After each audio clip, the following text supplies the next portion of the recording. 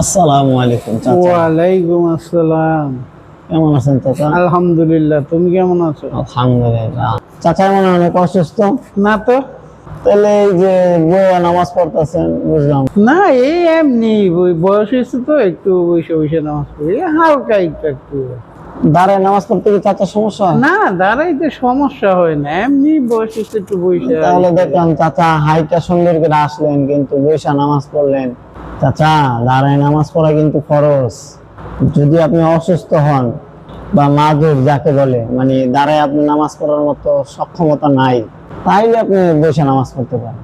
কিন্তু সক্ষমতা থাকতেও যদি বসে নামাজ পড়েন, অনেক ইমাম বলছে নামাজই হবে না, কারণ দাঁড়ায় নামাজ পড়া ফরজ।